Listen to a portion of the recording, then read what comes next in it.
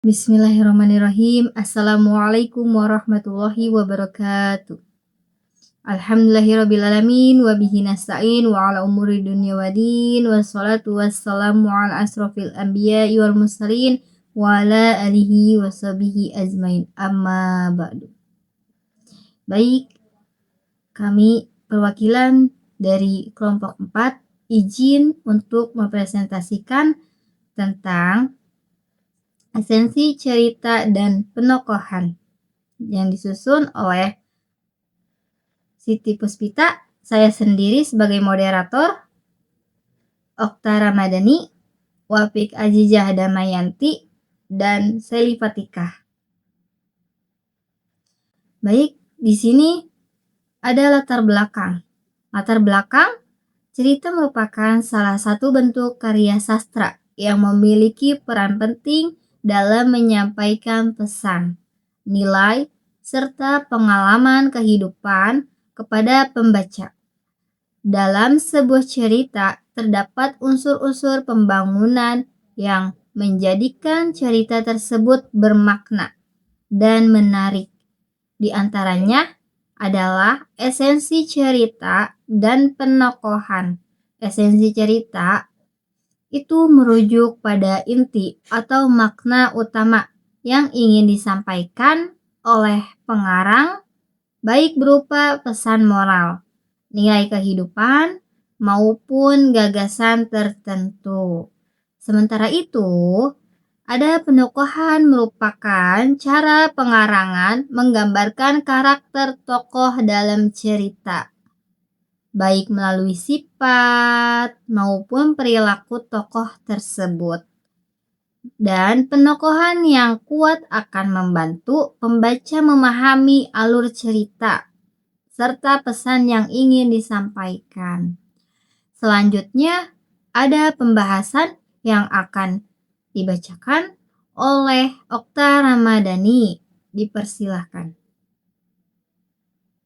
Baik, selanjutnya ada pembahasan yaitu pengertian esensi cerita. Esensi cerita adalah inti atau makna utama yang terkandung dalam sebuah cerita yang ingin disampaikan oleh pengarang kepada pembaca.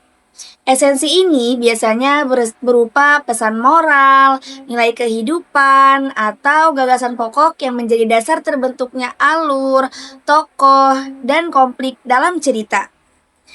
Dengan memahami esensi cerita, pembaca tidak hanya mengetahui jalan cerita, tetapi juga dapat menangkap tujuan dan pesan yang ingin disampaikan secara mendalam.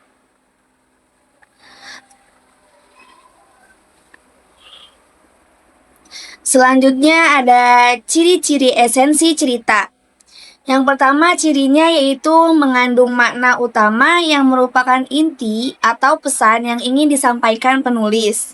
Dan yang kedua bersifat mendalam yang tidak hanya terlihat di permukaan tetapi perlu dipahami lebih lanjut. Yang ketiga sering tersirat yang disampaikan secara tidak langsung melalui alur, tokoh, atau konflik. Dan yang keempat, berkaitan dengan nilai kehidupan yang mengandung pesan moral, sosial, atau budaya. Yang kelima, yaitu menyatukan unsur cerita yang menjadi dasar yang menghubungkan alur, tokoh, dan cerita. Di sini ada pengertian penokohan. Istilah tokoh menunjuk pada orangnya, pelaku cerita, watak, perwatakan, dan karakter menunjuk pada sifat dan sikap para tokoh seperti yang ditafsirkan oleh pembaca lebih menunjuk pada kualitas pribadi seorang tokoh. Penokohan dan karakterisasi sering disamakan, artinya dengan karakter dan perwatakan menunjuk pada penempatan tokoh-tokoh tertentu dengan watak-watak tertentu dalam sebuah cerita. Tokoh cerita yaitu character menurut Abrams 1981-20 adalah orang-orang yang ditampilkan dalam suatu karya naratif atau drama yang oleh pembaca ditafsirkan dalam ucapan dan yang dilakukan dengan tindakan. Jenis-jenis penokohan. Berikut jenis-jenis penokohan yaitu 1. Penokohan berdasarkan peran tokoh. Tokoh utama, protagonis. Tokoh yang menjadi pusat cerita dan paling banyak diceritakan. Biasanya membawa nilai kebaikan dan mendapat simpati pembaca. Tokoh lawan, antagonis. Tokoh yang menentang tokoh utama dan sering menimbulkan konflik. Tokoh penengah, tritagonis. Tokoh yang berperan sebagai penengah atau pendukung dalam konflik antara protagonis dan antagonis. 2. Penokohan berdasarkan sifat tokoh. Tokoh baik memiliki sifat positif seperti jujur, sabar, dan suka menolong.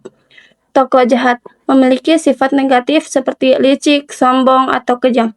Tokoh netral tidak sepenuhnya baik atau jahat, tergantung situasi dalam cerita. 2. Fungsi penokohan. Penokohan juga memiliki peran penting dalam cerita, yaitu menghidupkan cerita. Tokoh dengan karakter yang jelas membuat cerita terasa nyata dan menarik, menyampaikan pesan cerita. Nilai atau amanat sering disampaikan melalui sikap dan tindakan tokoh, membangun alur dan konflik. Peristiwa dalam cerita terjadi karena interaksi antar tokoh, menarik emosi pembaca. Pembaca bisa merasa simpati, marah, atau senang terhadap tokoh. Memperjelas tema cerita. Karakter tokoh membantu menunjukkan inti atau tema cerita.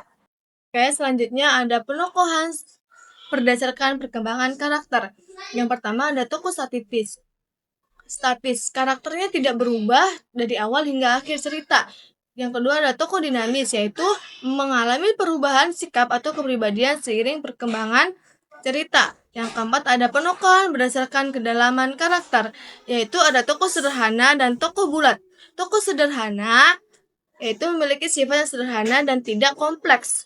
Tokoh bulat memiliki sifat yang kompleks dan beragam sehingga terasa lebih hidup.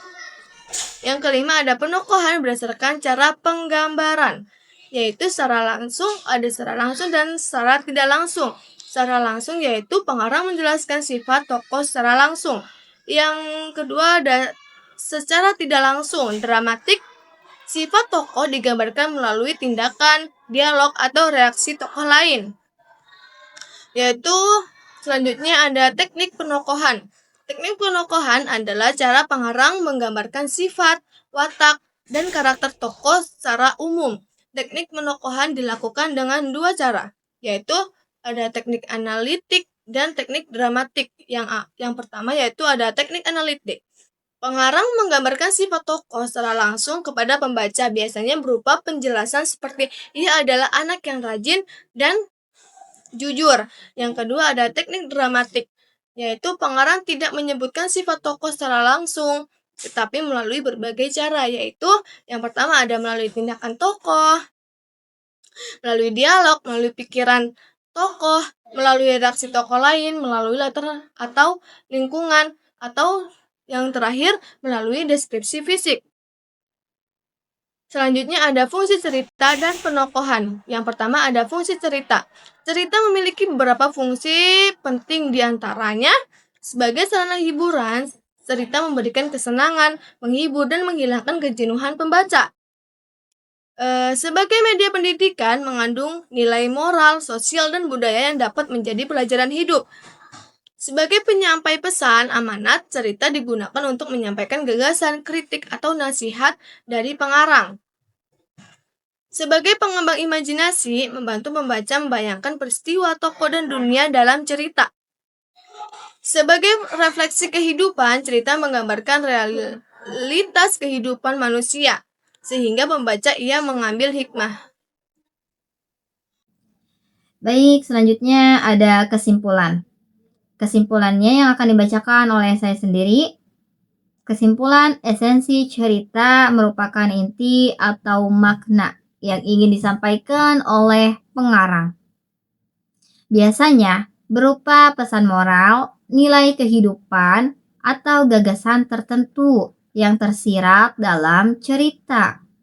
Sementara itu, ada penokohan, adalah cara pengarang menggambarkan karakter tokoh, baik secara langsung maupun tidak langsung, sehingga tokoh terasa hidup dan mudah dipahami oleh pembacanya. Baik, terima kasih presentasi hari ini. Semoga dapat dipahami oleh kalian semua. Kami dari kelompok 4, kurang lebihnya mohon maaf. Wassalamualaikum warahmatullahi wabarakatuh.